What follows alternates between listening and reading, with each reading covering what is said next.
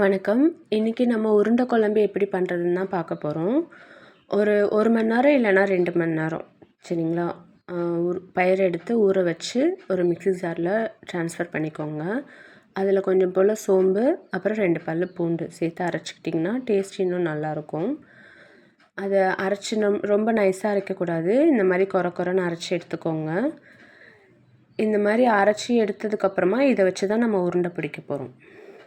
கொஞ்சமாக அதுலேருந்து கொஞ்சம் நைஸாக அரைஞ்சிருக்கும் இல்லையா, அதை எடுத்து கொஞ்சமாக தண்ணி மிக்ஸ் பண்ணி ஒரு ஓரமாக எடுத்து வச்சுக்கோங்க. இது குழம்பு கெட்டி சேர்றதுக்காக நம்ம எடுத்து வைக்கிறோம் சரிங்களா?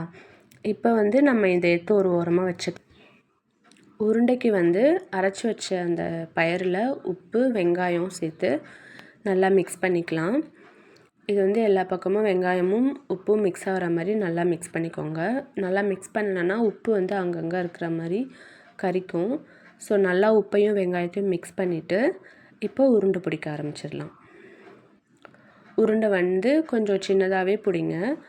ஏன்னா அப்போ தான் நம்ம இட்லி சட்டியில் வச்சு வேக வைக்கும்போது ஈஸியாக வேகும். பசங்களுக்கும் சாப்பிட்றதுக்கு நல்லாயிருக்கும். பெருசாக இருந்தால் சாப்பிட மாட்டாங்க. ஸோ இந்த மாதிரி சின்ன சின்னதாக உருண்டை பிடிச்சி இட்லி சட்டியில் வச்சு வேக வச்சு ஃபஸ்ட்டு எடுத்துக்கலாம். அப்படியே போட்டோன்னா சட்டியில் குழம்பு செய்யும்போது உடஞ்சிரும். ஸோ ஃபஸ்ட்டு நம்ம அதை வேக வச்சு தனியாக எடுத்துகிட்டு தான் நம்ம குழம்பு வைக்கணும். ஃபஸ்ட்டு எண்ணெய் ஊற்றி கடுகு, உளுத்தம்பருப்பு போட்டு தாளிச்சிட்டு ஒரு 2 பல் பூண்டு எடுத்து தட்டி போட்டுக்கோங்க. எந்த குழம்பாக இருந்தாலும் பூண்டு சேர்த்துக்கோங்க, ரொம்ப நல்லது. சின்ன வெங்காயம், தக்காளி போட்டு நல்லா வதக்கிக்கோங்க.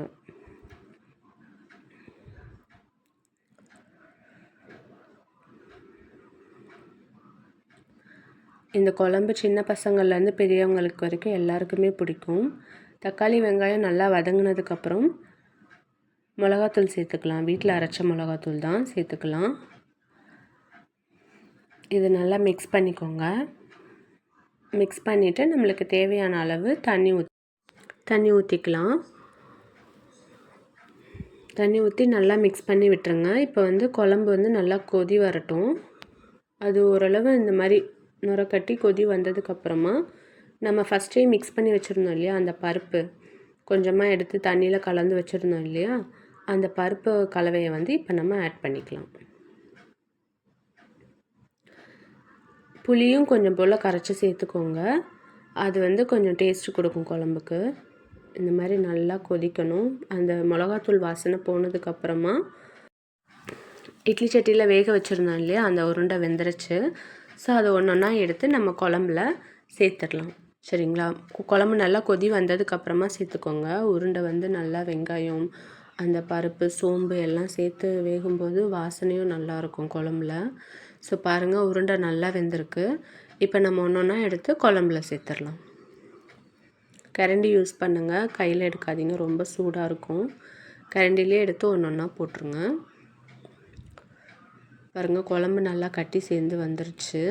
ஸோ இப்போ நம்ம இந்த உருண்டையை சேர்க்கும்போது இன்னொன்று ஒரு 5 to 10 மினிட்ஸ் ஊற விட்டோன்னா அந்த உருண்டை குழம்புல ஊறி அந்த குழம்பு டேஸ்ட்டுக்கு வந்துடும். ஸோ சாப்பிட்றதுக்கும் நல்லாயிருக்கும். உருண்டை சேர்த்தோடனே இறக்கணுன்னா நல்லா இருக்காது. ஒரு 5 to 10 மினிட்ஸ் குழம்புல நல்லா கொதிக்க விடுங்க. இந்த மாதிரி நல்லா உருண்டை குழம்போடு சேர்ந்து இன்னும் குழம்பு கெட்டித்தன்மை கொடுக்கும். ஸோ இந்த மாதிரி டைமில் நம்ம உருண்டை குழம்பு ரெடி ஆயிடுச்சு. எடுத்து சர்வ் பண்ணிடலாம்.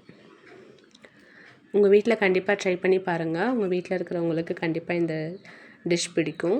தெரியாதவங்க வீடியோ பார்த்து பொறுமையாக செய்யுங்க, கண்டிப்பாக நல்லா வரும். ஸோ நாளைக்கு நான் வேறு ஒரு வீடியோவில் உங்களை எல்லோரையும் சந்திக்கிறேன். டாடா, பை பை.